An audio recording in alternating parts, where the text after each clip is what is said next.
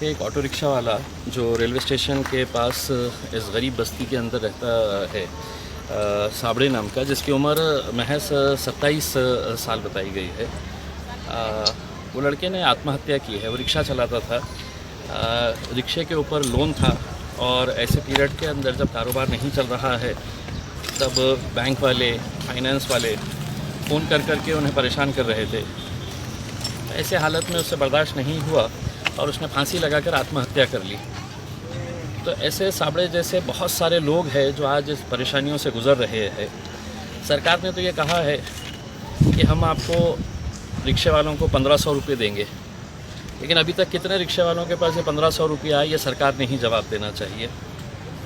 दूसरा ये है कि अगर पूरी तरह से अगर लॉकडाउन है, लोग सड़कों के ऊपर नहीं है, तो ऑटो रिक्शा अगर बाहर निकल भी रहे हैं तो उनको गिराक नहीं मिल रहे हैं। दिन भर बैठने के बाद 2-2, 3-3 मुश्किल से गिराक मिलते हैं। उससे अपना पेट भरेंगे या इंस्टॉलमेंट भरेंगे।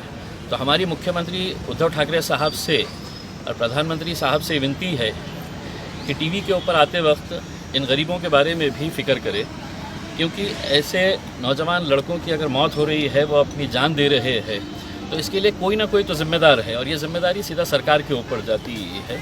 हम सरकार से यही अनुरोध करते हैं कि साबड़े जैसा दोबारा केस हमारे शहर के अंदर या हमारे राज्य के अंदर नहीं होना चाहिए। इसकी पूरी दक्षता देकर सरकार ने जल्द से जल्द इनको किस तरह की राहत दी जा सकती है, चाहे वो फाइनेंस कंपनियों की तरफ से और बैंक के जितने भी रिकवरी एजेंट्स है।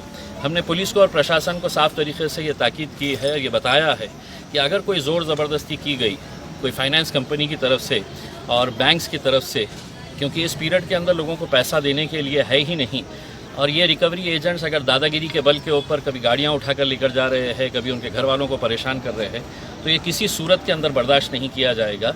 और इसके लिए पूरी तरह से स्थानिक प्रशासन और स्थानिक पुलिस इसके लिए ज़िम्मेदार रहेगी। हमने लिखित रूप के अंदर दिया है, तो हम उम्मीद करते हैं इसके ऊपर जल्द से जल्द है तो प्रशासन कोई ना कोई कार्रवाई। सर, आज की मीटिंग का बायकॉट क्यों किया आपने? देखिए, उस मीटिंग के अंदर मैंने जाने का इसलिए फ़ैसला नहीं किया कि एक तरफ मीटिंग में जाकर सिर्फ ये सुनना कि हमने कितना अच्छा काम किया है, और दूसरी तरफ ज़मीन के ऊपर इस तरह अगर कोई गरीब ऑटो रिक्शा वाला अपनी जान गंवा रहा है, अपनी जान दे रहा है, सिर्फ इसलिए कि प्रशासन और सरकार की अनदेखी हो रही है इन लोगों की तरफ, तो मेरा यहाँ आना ज़्यादा अहम था, ना कि उस मीटिंग के अंदर बैठकर जो सिर्फ अपनी पीठ थपथपाते हैं कि हमने कितना अच्छा काम किए है करके। अगर अच्छा काम किए होते तो शायद ये लड़के की जान बच जाती थी। आज उसके परिवार के ऊपर क्या बीत रही है, उसके माँ के ऊपर, उसकी पत्नी के ऊपर क्या बीत रही है, शायद उस मीटिंग के अंदर बैठे अधिकारियों को एहसास नहीं है। मैं उन लोगों से भी ये अनुरोध करना चाहूँगा कि एक बार यहाँ पे निकल कर आए और देखें इन लोगों की हालत कैसी है करके, तब आपको समझ में आएगा कि आप सिर्फ बयानबाजी जो करते हैं और ज़मीनी हकीकत के अंदर कितना फ़र्क है।